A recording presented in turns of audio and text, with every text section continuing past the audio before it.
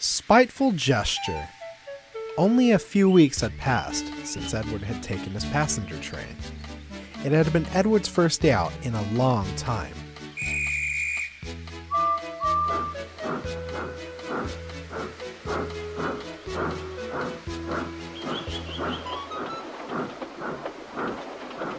And almost all the engines had given Edward their full support. However, two did not. Gordon and 98462 were quite displeased with Edward. 98462 was one of 3 engines brought by the Fat Director to the railway on trial. He didn't have a name, just a number. He and Gordon had a great deal in common. They were both rude and cocky. However, unlike Gordon, he never seemed to know when enough was enough.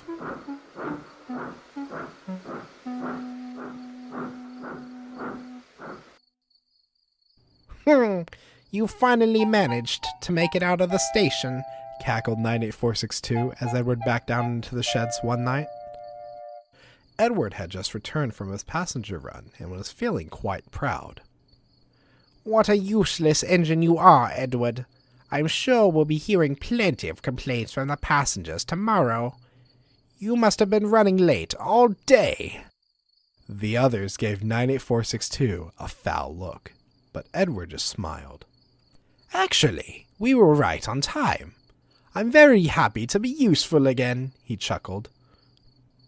Edward knew that as long as he did not let 98462's words bother him, the engine wouldn't berate him for long. And soon enough, not getting any sort of reaction out of Edward, the big blue bully drifted off to sleep.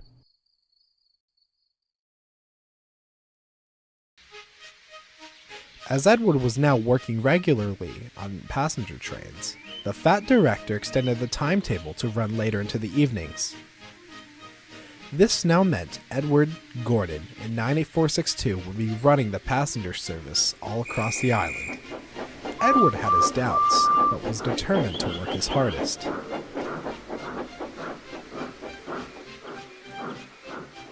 Fortunately for him, he ran the loop line, so only saw Gordon and 98462 at the big station. The weeks passed. Edward thought his trains were getting heavier and heavier, or he was getting older and older. The other engines had noticed this, and offered to help. Ooh. No thank you, panted Edward. You have your own trains to manage. You can't upset the Fat Director's timetable.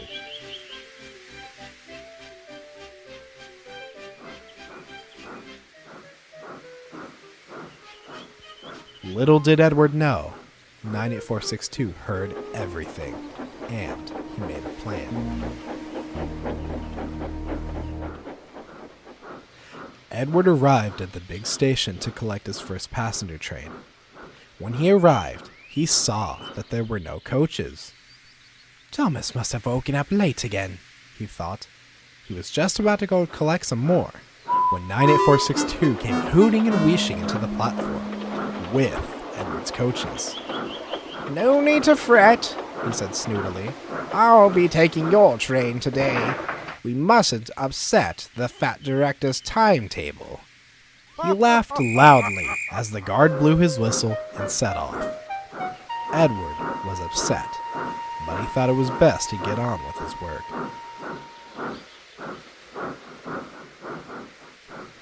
That evening, Edward was backing into his berth, as 98462 was boasting loudly.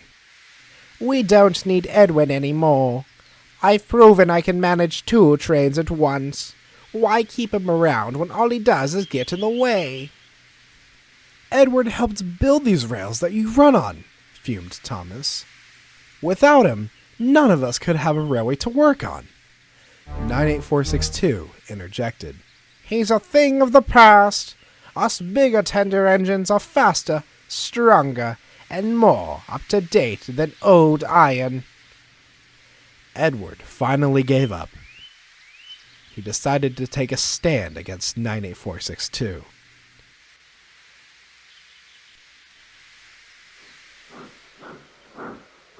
The next morning, he woke up earlier than usual to collect his coaches and make it to the platform before 98462. The yard was silent, and Edward felt sure he had beaten him. And what do you think you're doing? Fussed 98462. Edward tried to sound brave. Collecting my coaches from my passenger train. I don't think so, 98462 growled. You're nothing but slow and old. You are going to sit in the shed and wait to be sent away. Or even better, scrapped. Before Edward could say another word, 98462 backed down onto his line and coupled up to his coaches. Edward's heart sank, but not for long. And just what do you think you're doing? Bellowed a familiar voice. It was the fat director. Collecting my train, sir, 98462 replied, trying to look innocent as he could.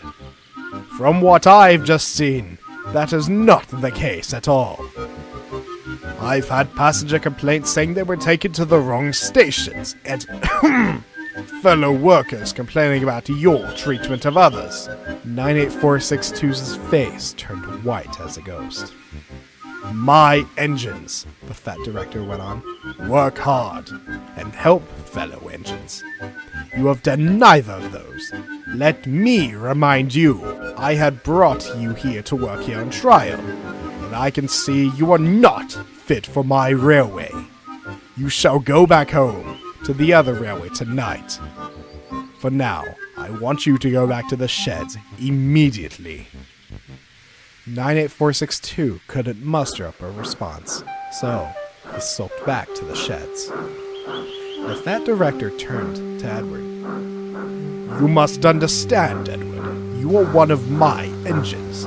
You might not think so, but you are not alone on this railway. If you have any troubles, you must come and see me right away. Understand? Edward could see from his warm smile that the fat director was told everything. He looked across the yard and saw Henry and Thomas smiling back. Now, you have a train to pull. Then after that, I want you to have a nice long rest. As he set off, he felt his position on the fat director's railway was secure, and had no more troubles from that day on. That was, until Gordon...